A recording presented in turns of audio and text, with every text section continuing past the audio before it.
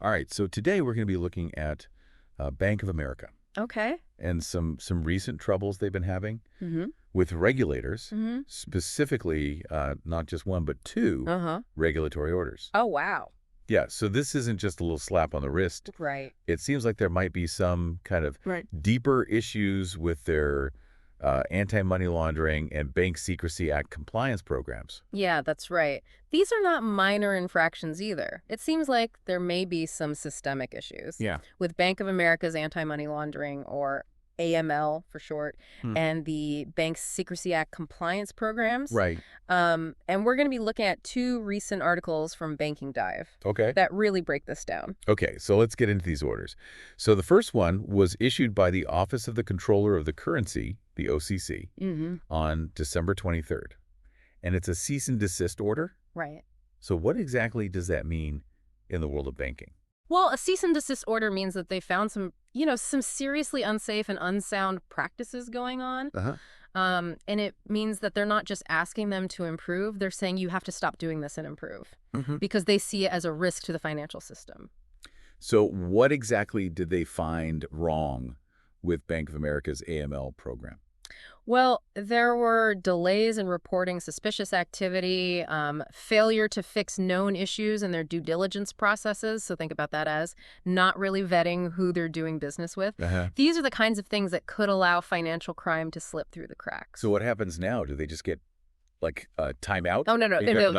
OCC gives them a whole laundry list of Yeah. things they need to fix. Okay. They need to overhaul their internal controls and governance, really beef up their independent testing and training program. Mm-hmm. And that's not a small task, especially for a bank Yes. as large as Bank of America. So they're also being forced to bring in an independent consultant to do a deep dive into their compliance program, right? Yeah, that's right. What's that going to look like? I can't imagine. That's a fun job. No.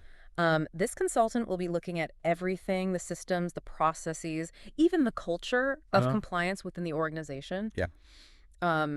They'll be digging deep to see where the weaknesses are, making recommendations for how to fix them. Right. Think of it kind of like a financial audit, but for compliance. Oh, okay. They might uncover things that Bank of America wasn't even aware of before they came in. Oh, wow. Yeah. And on top of that, they have to go back and review their past suspicious activity reports, which is a lot. It is a massive undertaking, Yeah. but very essential. Think about if they missed something the first time around, Right. it could have serious consequences. So it's all about mitigating risk and making sure that they're, lining up with regulatory expectations. Yeah. Now, here's what's interesting to me. Bank of America hinted at potential regulatory action in their October quarterly filing. So it's not like they were completely blindsided. Right. Interesting. It does make you wonder what they were, going through their minds. I guess they must have known this was coming down the pike, but perhaps they thought it wouldn't be so intense. Yeah, maybe they thought they could. Yeah, just kind of skate by. Right. Yeah. Their official statement to Banking Dive emphasized their cooperation with the OCC, and they said they were confident in implementing the order's requirements. Mm-hmm. It all sounds very much like, right. We're on top of this, don't worry. Very calculated. Yeah. But there's another layer to this that we need to unpack here. Okay, tell me. They didn't issue a monetary penalty. Oh, that's right. This time. But people have been fined for this. Right. So it feels like the calm before the storm. Exactly. To understand why, we need to zoom out and look at the bigger picture of what regulators are focused on right now.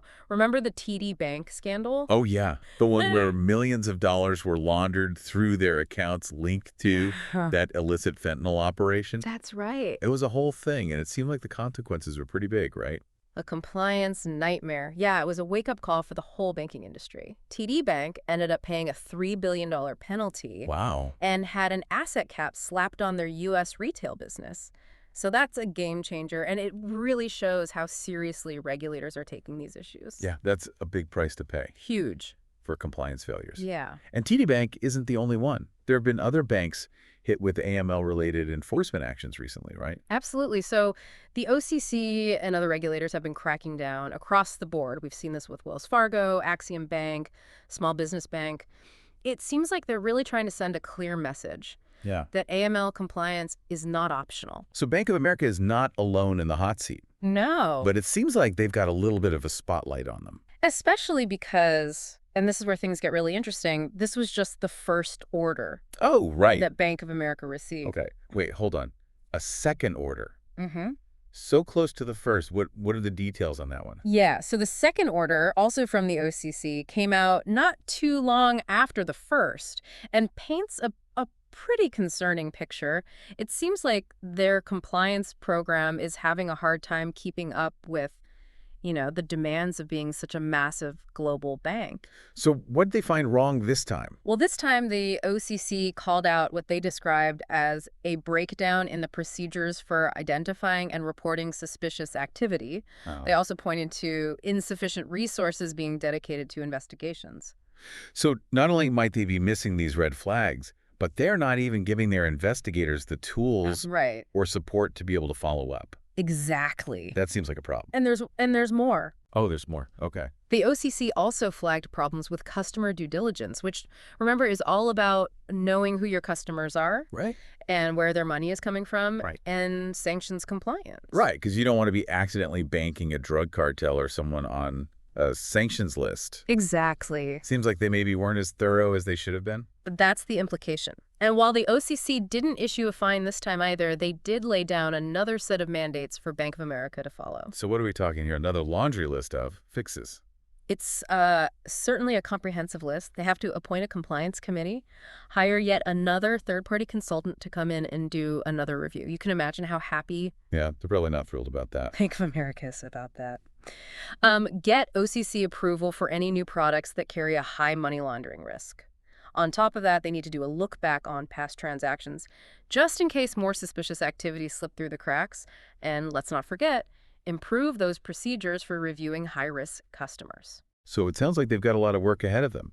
I find it interesting that Bank of America neither admitted nor denied the OCC's findings in both cases. Why is that? What's the strategy there? Yeah, that's a pretty common legal tactic in these situations. So by neither admitting nor denying, they're essentially saying, we're not saying we're guilty, but we're not going to fight you on this. Yeah, that's so right. it allows them to move forward with those corrective actions without technically admitting wrongdoing. Ah, so it's just like a Right. strategic move to avoid liability down the line. Exactly. Okay, that makes sense, but it's still a little suspicious, I guess. A eyebrow raising. Yeah. So we're seeing a pattern emerging here. A lot of potential weaknesses across different areas of their compliance program. Suspicious activity reporting, customer due diligence, sanctions compliance. It's all kind of shaky. It does make you wonder if they've become a bit complacent or maybe just grown too big too fast and haven't quite kept up with the necessary compliance infrastructure. Yeah. It's a good reminder that even the giants of the financial world aren't immune to this scrutiny.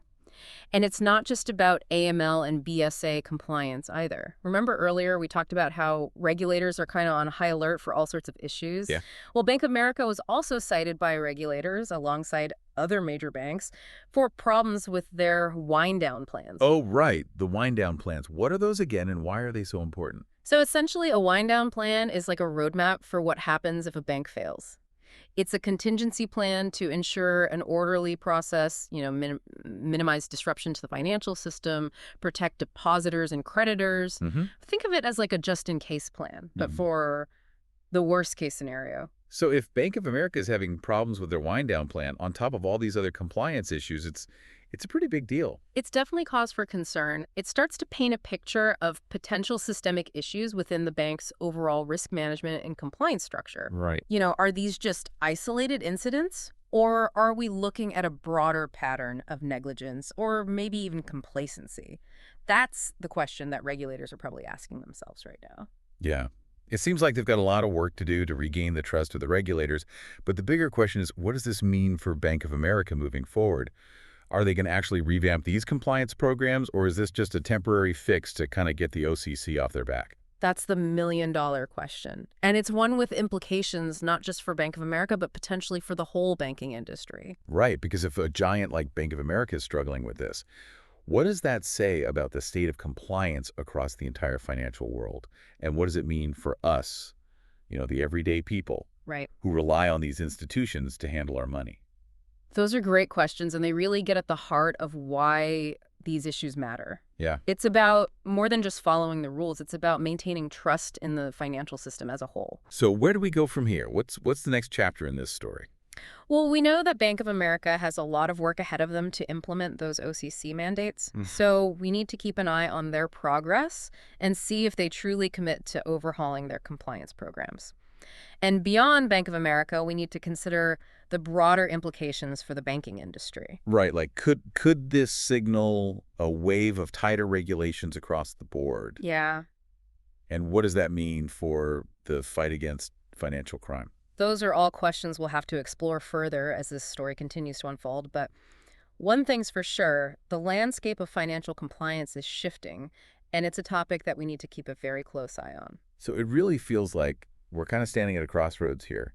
You have the regulators putting on the pressure, telling Bank of America to clean up their act, but at the same time, they're dealing with this massive global operation. Right. I can imagine that creates a pretty tricky dilemma for them.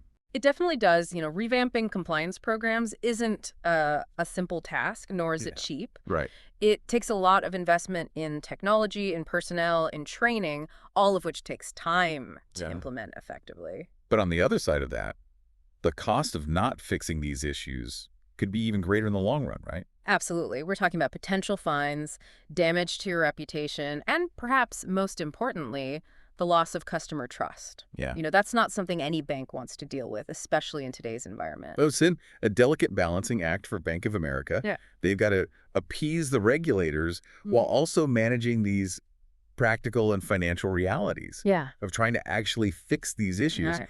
And this is all happening against this backdrop of increasing regulatory scrutiny and, a financial landscape that's constantly evolving. It's very complex. Yeah. It highlights the challenge that these large financial institutions are facing. The stakes are high, and there's very little room for error. So given everything we've talked about, do you think that these actions against Bank of America, could this signal like a broader shift to more regulations for the entire banking industry? It's definitely a possibility. The OCC's message seems pretty clear. AML and BSA compliance is a top priority. Right. And they're willing to take strong action against those who fall short. This could definitely lead to stricter rules around customer due diligence, suspicious activity reporting, sanctions compliance for all banks, not just Bank of America. And then what would that mean for some of the smaller banks that, don't have as many resources to be able to keep up with all that? That's a really valid concern. Increased regulatory burdens can have a disproportionate impact on those smaller institutions that might not have the same financial or technological capabilities as the big players. Right. So, it's a very complex issue with no easy answers. But one thing is for sure, the fight against financial crime really does depend on the ability of these banks, both big and small, to comply with these regulations. Yeah. Well, if even a giant like Bank of America can struggle with this, what does that tell us about the nature of our global financial system as a whole? It's a question worth pondering. It's easy to get lost in the weeds of, regulatory orders, compliance procedures.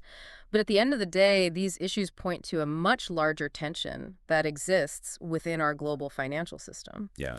The need for a dynamic and efficient system that can facilitate all this global commerce. Right. While also safeguarding against the abuse and all the illicit activity. Right, because it's got to be a delicate balance. It is. Like trying to hold a river in your hands. Exactly. And it really does underscore the need for that constant vigilance, adaptability, and commitment to finding a balance between these, competing forces. Well, that brings our deep dive into Bank of America's regulatory woes to a close.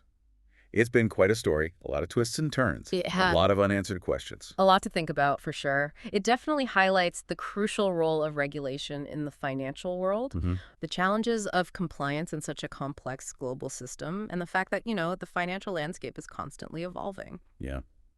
But most importantly, it's a story that leaves us with a lot to think about. What does the future hold for Bank of America? What about the banking industry as a whole? And what does this all mean for the fight against financial crime on a global scale? Big questions. Yeah, big questions without easy answers, but definitely worth asking. Absolutely. And, by continuing to ask these questions and seek a deeper understanding of these complexities, hopefully we can better navigate the world of finance with all of its, potential and all the risks involved. Right. Until next time, fellow deep divers, keep exploring, keep asking questions and keep your eyes peeled for that next big story.